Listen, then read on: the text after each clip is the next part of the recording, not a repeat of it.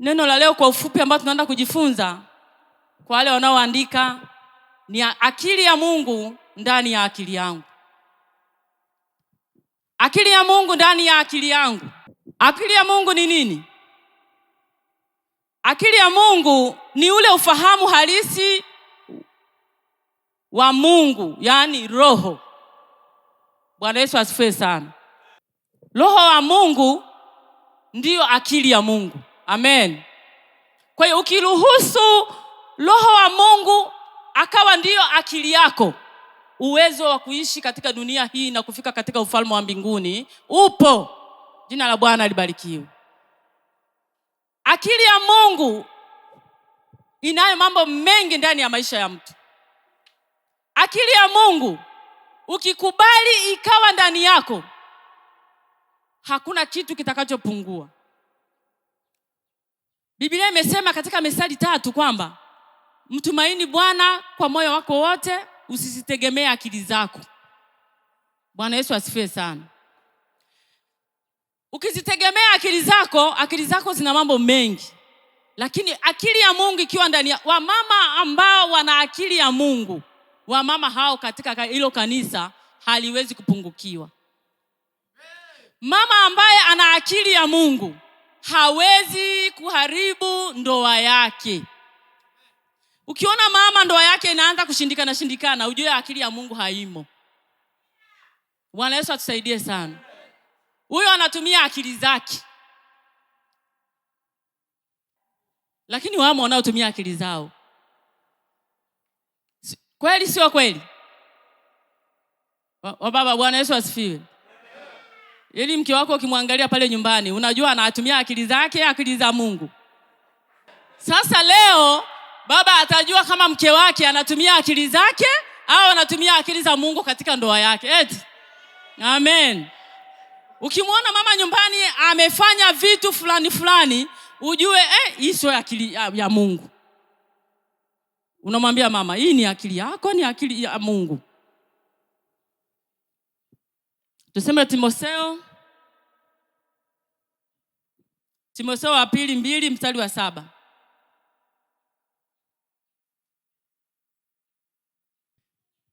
Waraka wa pili wa Timotheo sura ya 2 mstari wa 7, maandiko yanasema, yafahamu sana hayo niyasemayo. Kwa maana Bwana atakupa akili katika mambo yote. Amen. Amen. Na kazi ya akili sasa, kabla tujafika mbali, kazi ya akili. Zaburi 32 na 38. Kazi ya hiyo akili Bwana atakayokupa. Kazi ya hiyo akili ya Mungu ina mambo matatu. Kukufundisha. Bwana Yesu asifiwe sana. Kwanza kufanyaje? Kukufundisha. Kazi ya pili kukuonesha. Kazi ya tatu kukushauri. Bwana Yesu asifiwe sana.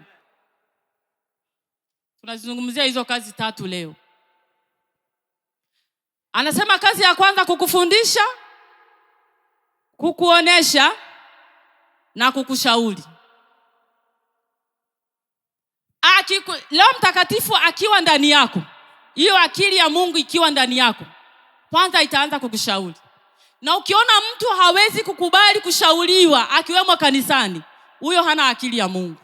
Ina mambo matatu kazi ya hiyo akili: kukushauri, kukufundisha, kukuonesha njia.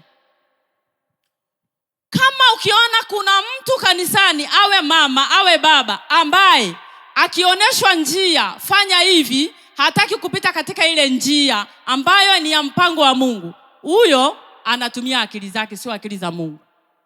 Na ukiona mtu ambaye hakubali kufundishika, mchungaji anamwambia hivi kila siku, anasumbua, hataki kufundishika, huyo hana akili ya Mungu.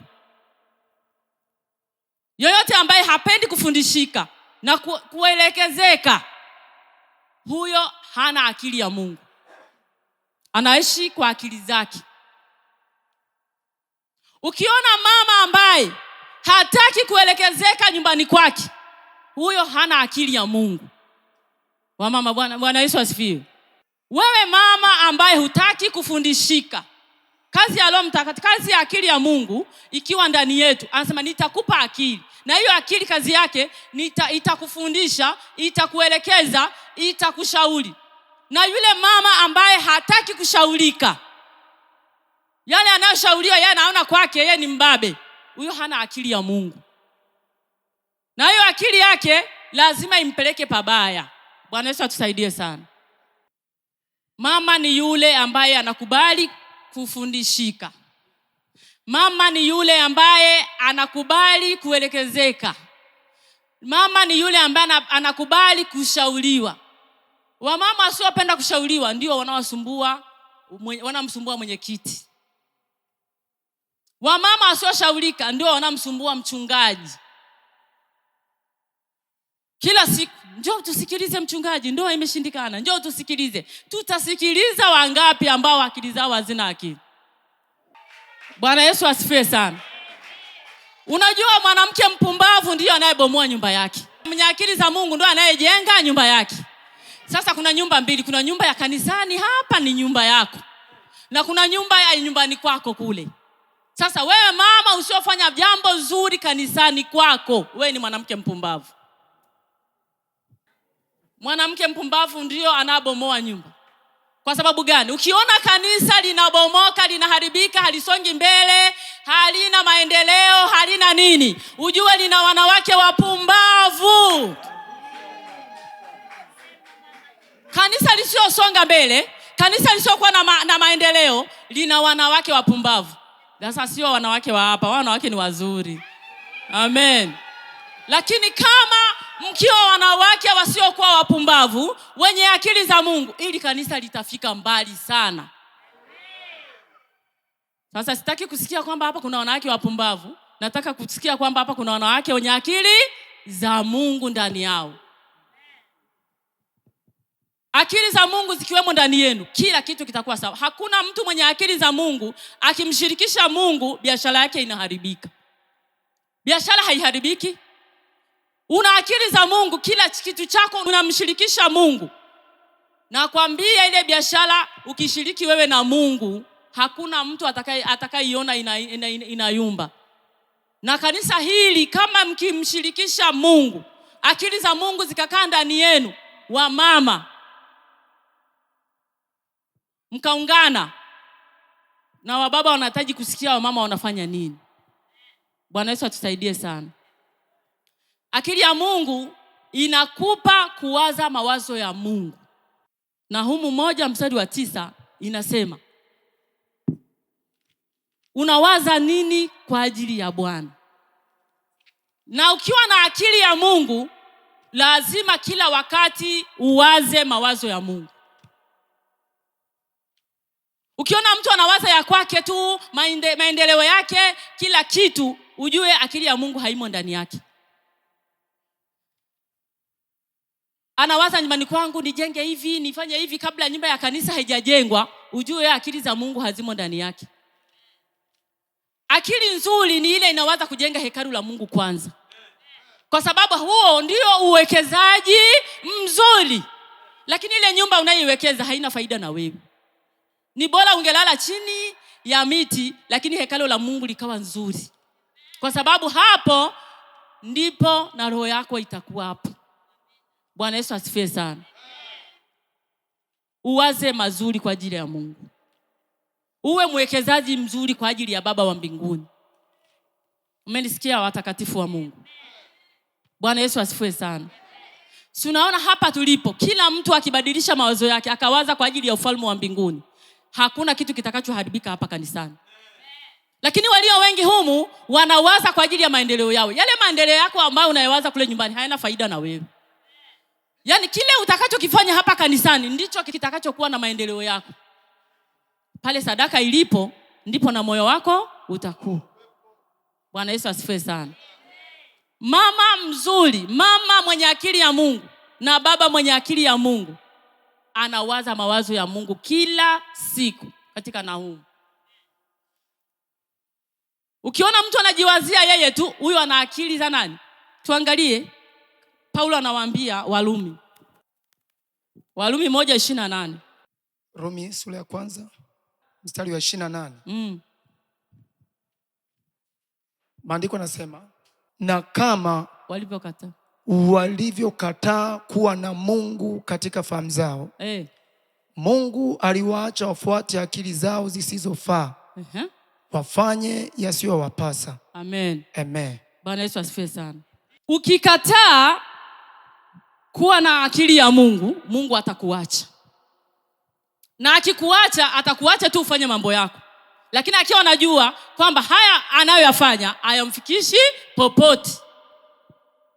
Paulo anawaambia, alikuwa anawabembeleza watu wa Rumi kwamba nahitaji kuja huko, niwasaidie, tufanye mapenzi ya Mungu, tufanye yale Mungu anayoyataka. Wale wa Rumi hawataki kusikia.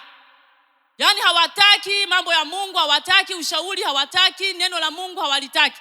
Hawataki mambo ya Mungu. Na kama walivyokataa kupata akili ya Mungu, Mungu alipita anafanyaje? Alifanyaje? Mzee wa kanisa aliwafanyaje? Aliwaacha wafuate akili zao zisizofaa. Na Mungu akikuona anakushauri kwa muda mrefu, anakupa, anataka upate akili zake, unakataa, anachokifanya anakuacha ufuate akili zako.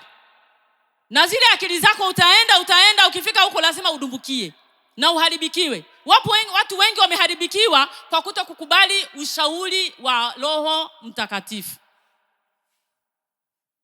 Endelea kufuata hizo akili zako za uchoyo. Endelea kufuata hizo akili zako za kutomtolea Mungu.